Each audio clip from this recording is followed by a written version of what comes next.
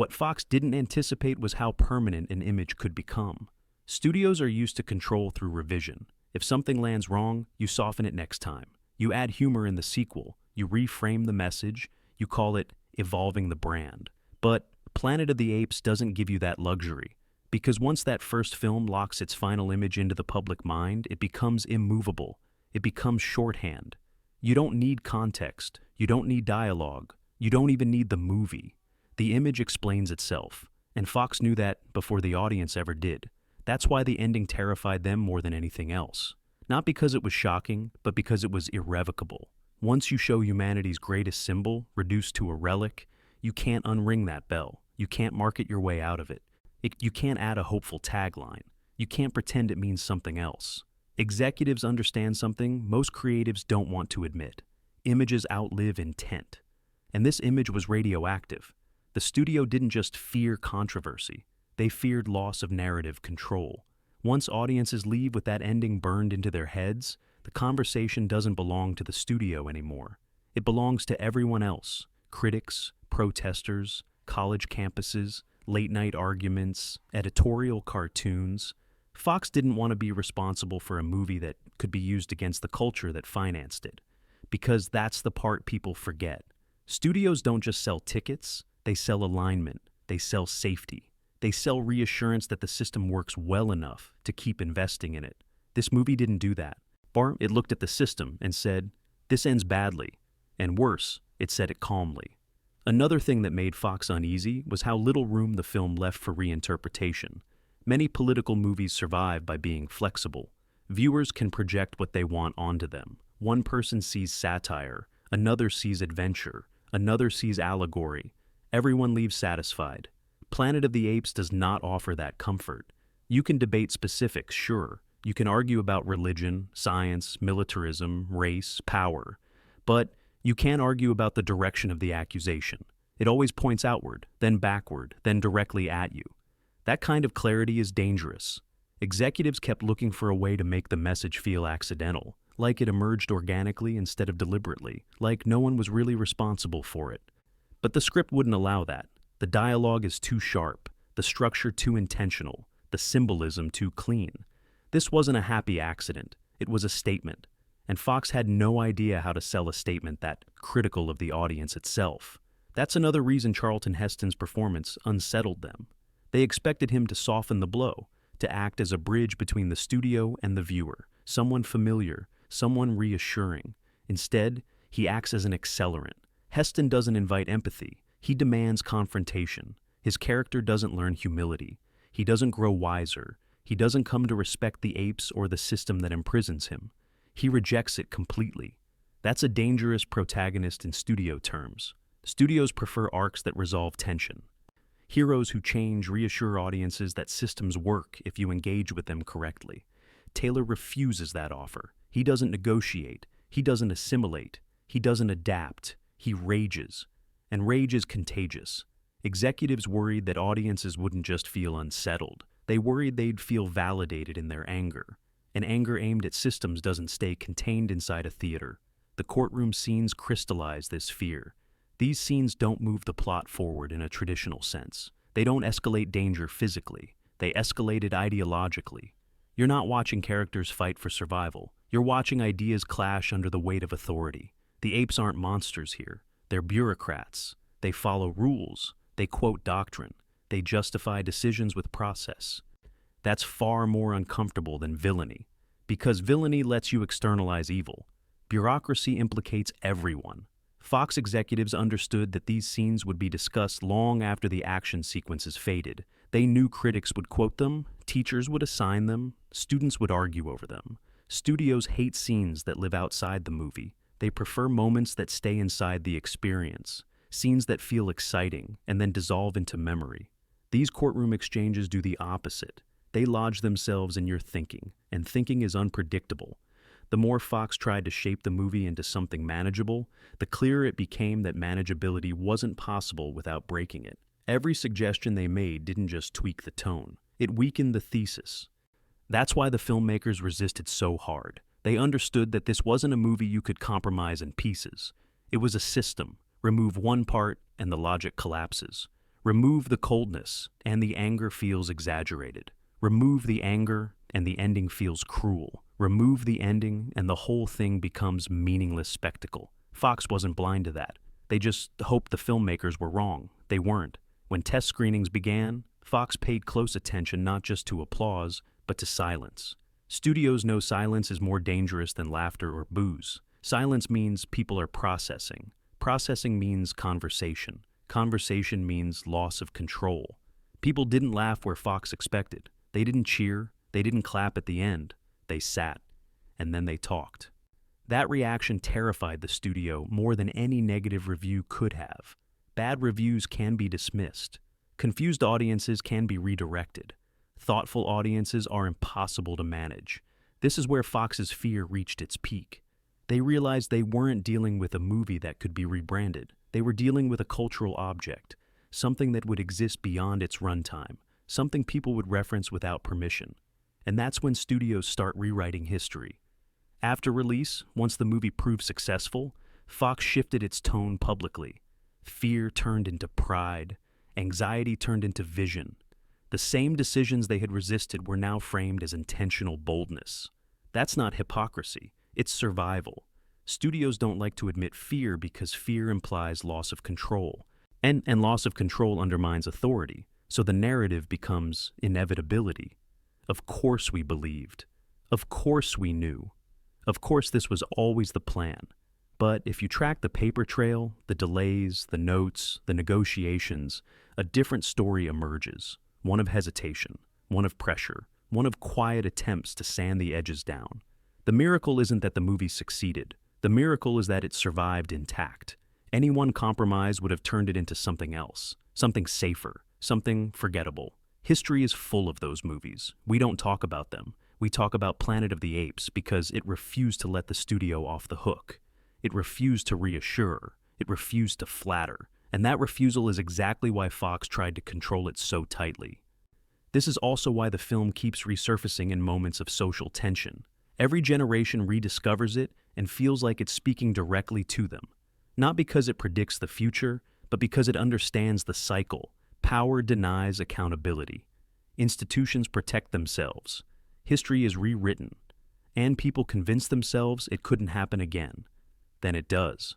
Fox feared that message would reflect badly on them because it does. It reflects badly on any system that values stability over truth, comfort over honesty, marketability over consequence.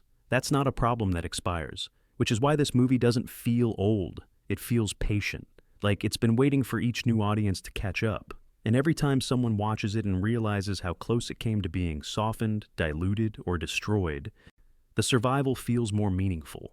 Not because it's a victory for art over commerce, that's too simple. It's a reminder of how fragile, uncompromising ideas really are, how easily they can disappear, and how much effort it takes to keep them intact long enough to matter. Fox didn't try to destroy Planet of the Apes because it was bad. They tried because it was dangerous, and the danger wasn't the apes, it was the mirror. What makes this story even more uncomfortable is that Fox's fear wasn't irrational, it was practical. Studios exist to predict reactions. That's their real product. Scripts are filtered, performances are shaped, endings are tested. Not to make art better, but to make outcomes predictable. Predictability is safety. Safety is profit. Planet of the Apes refused predictability at every stage. Fox couldn't figure out how people were supposed to feel watching it, not scene by scene, not at the end, not even weeks later. That uncertainty is poison to a system built on forecasting behavior. Executives kept asking the same quiet question in different forms. What does this leave people with? And no one had an answer they liked. The film doesn't give you pride. It doesn't give you relief. It doesn't give you superiority. It leaves you with recognition. Recognition that humans don't need monsters to destroy themselves. Recognition that intelligence doesn't prevent cruelty. Recognition that history isn't a straight line forward. It loops, it fractures, it repeats. Recognition is dangerous because it sticks. That's why Fox kept trying to redirect focus towards spectacle. Apes on horseback, chase scenes, costumes, the novelty of it all. And anything that could keep audiences talking about how it looked instead of what it meant. But meaning leaked anyway. Meaning always does when it's built into structure instead of dialogue alone. Even the world-building unsettled executives. This wasn't a shiny future. It was dusty, harsh, uncomfortable. The ape society didn't feel advanced. It felt stagnant, bureaucratic, ritualized, like something that had been rotting slowly under rules designed to preserve order instead of truth. That hit too close. Because stagnation isn't cinematic, progress is. Fox was used to science fiction that celebrated advancement, new technology, new frontiers, new hope. This movie suggested that advancement without wisdom just changes the shape of the cage. That's not a pitch executives like hearing in meetings. The ape leaders aren't evil masterminds. They're administrators. They quote doctrine, they protect careers, they avoid questions that might destabilize the system. They punish curiosity not because it's wrong, but because it's inconvenient. That portrayal scared Fox more than outright villainy ever could. Villains can be defeated, systems endure. Another layer of anxiety came from how clearly the film refused allegorical ambiguity. Fox wanted distance. They wanted plausible deniability. It's just about apes. It's just a metaphor. It could mean anything. The movie wouldn't cooperate. Everything about it pushed you to connect dots. The courtroom, the censorship of knowledge, the rewriting of history, the fear of evidence. These aren't abstract concepts. They're behaviors audiences recognize immediately. Executives worried about the film being used as a rhetorical weapon, or quoted, referenced, invoked in arguments about power and control. That kind of afterlife isn't something a studio can monetize cleanly. It also makes executives nervous because it turns a movie into a measuring stick. Suddenly, people ask uncomfortable questions. If this is what the film is saying, what does it say about us? About the institutions we trust? About the systems we accept? Studios don't want to host those conversations. They want to sell tickets and move on. The international implications added another layer of tension. This wasn't just an American audience. This was a global release. Fox worried about how different governments might interpret the message, how critics overseas might frame it, how it could be read in places already sensitive to authority and dissent. Once again, fear wasn't about controversy. It was about uncontrollability. The film didn't offer a neat moral you could quote in interviews. It offered discomfort you couldn't package. That's why the ending became such a battleground. Executives kept pushing for distance, a dream, a hallucination, a twist that could be explained away. Anything that would allow audiences to exit the theater without confronting inevitability. The filmmakers understood something Fox didn't want to admit. If you soften the ending, the entire film collapses backward. Without that final image, the anger feels exaggerated. The coldness feels cruel. The courtroom scenes feel academic. The protagonist's rage feels childish. The story becomes unbalanced. That ending isn't a flourish, it's a reckoning. Fox feared it because it removes escape routes. It doesn't let you blame aliens. It doesn't let you blame fate. It doesn't let you believe you're smarter than the people on screen. It says, this already happened. That kind of finality terrifies institutions, because finality closes the door on spin. Marketing departments hate finality. They live on options, alternate interpretations, sequels, revisions, rebranding. The ending of Planet of the Apes locks the meaning in place. You can revisit the world, sure. You can make sequels. You can expand the franchise. But you can't undo that first statement. And Fox knew it. That's why their marketing leaned so heavily on action and adventure. They hoped audiences would come for novelty and leave before the message settled in. They underestimated people. Viewers didn't just remember the costumes or the chase scenes. They remembered the feeling of being judged, not by the film, but by themselves. People argued in lobbies, on sidewalks, at dinner tables, not about plot holes or effects, but about what it meant. That's a sign a movie escaped its container. Studios hate when that happens, because once a movie becomes a reference point, it stops belonging to the people who financed it. It becomes cultural property. Fox realized too late that they weren't just releasing a film. They were releasing a mirror, and mirrors don't ask permission. After the success, the narrative shifted. Fear became foresight. Hesitation became bold leadership. The same executives who had pushed for trims and softening now praised the film's courage. That revisionism isn't unique to Fox. It's how power preserves its image. Admitting fear means admitting vulnerability, and vulnerability undermines authority. But if you look closely, and the seams are still visible, you can feel how close this came to compromise, how easily it could have been diluted into something safer, something that would have played well once and vanished. Instead, it lingered. It lingered because it refused to resolve the tension it created.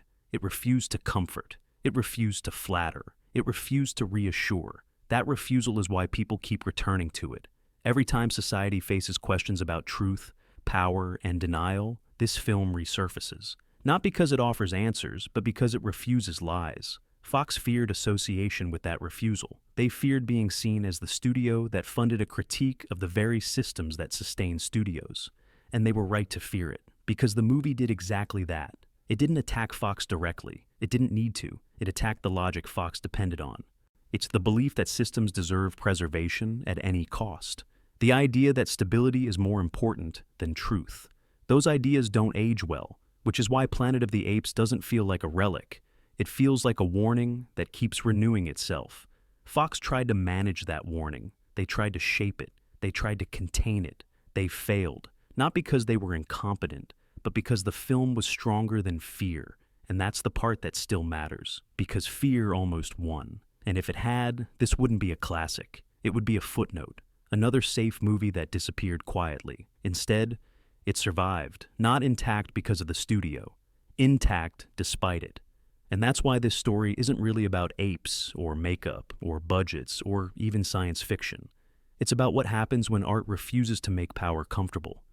That refusal is rare, it's fragile, and it's always under threat, which is exactly why it's worth talking about at length, and exactly why Fox wanted it under control in the first place.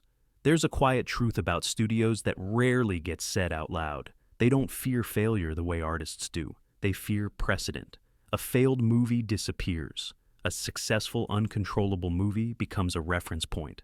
That's what Fox didn't want. Because once a movie proves you can challenge audiences, judge them, unsettle them, and still succeed, it breaks an unspoken rule. It tells future filmmakers they don't need permission to push that hard, and that kind of lesson spreads. Executives understood that Planet of the Apes wasn't dangerous because it might flop. It was dangerous because it might work. That's why the pressure was so persistent and so quiet. Fox didn't issue ultimatums. They didn't storm sets. They applied gravity. Every note was framed as reasonable. Every concern sounded practical.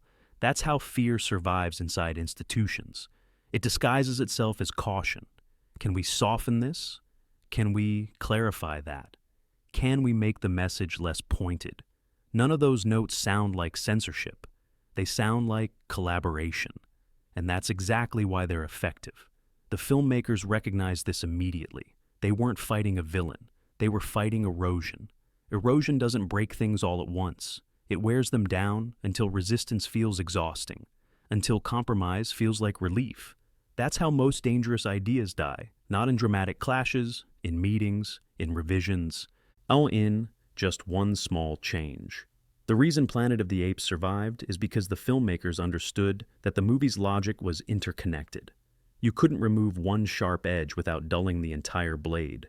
Fox didn't think in blades. They thought in segments, markets, demographics, reaction curves. That mismatch is where the tension lived. Another thing Fox couldn't reconcile was the movie's refusal to provide moral hierarchy. Studios like clear ladders, someone above, someone below, someone to admire, someone to condemn. This film collapses the ladder. The apes are oppressive, but not chaotic. The humans are victims, but not innocent. Science is valuable, but corruptible. Religion offers meaning, but enforces obedience. There's no safe place to stand. Executives hate stories without a safe place to stand, because they make positioning impossible. How do you sell a movie when you can't tell audiences who they're supposed to agree with? Fox tried to locate a hero the audience could hold on to. Charlton Heston was supposed to be that anchor. Instead, his performance rejects anchoring entirely. Taylor isn't aspirational. He's bitter, cynical, exhausted. That exhaustion matters. It signals that the problem didn't start on this planet. It didn't start with the apes. It started with humans long before the crash. Taylor isn't shocked by what he finds. He's confirmed by it. That confirmation is devastating. Executives hoped audiences would identify with his survival. Instead, many identified with his disillusionment. And disillusionment is contagious. Once disillusionment spreads, easy control evaporates. The courtroom scenes sharpen that danger. These scenes don't just dramatize oppression, they normalize it. The procedures are calm, the tone is measured, the punishment is bureaucratic. That's far more unsettling than violence. Fox worried about those scenes because they mirror real institutions too closely, not in costume or language, but in behavior, the avoidance of evidence, the prioritization of stability, the fear of truth as disruption. That resemblance wasn't accidental, and Fox knew it. They worried not just about what critics would say, but about how the film would be used, in classrooms, in debates, in editorials, as shorthand for institutional denial. Once a movie becomes shorthand, it escapes branding, and Fox had no way to stop that. The irony is that the studio tried to hedge its risk by leaning into franchising later. Sequels, variations, expansions, different tones, different messages. But the first film remains dominant, not because it's the most entertaining, but because it's the most honest. Sequels can explore consequences. They can complicate themes.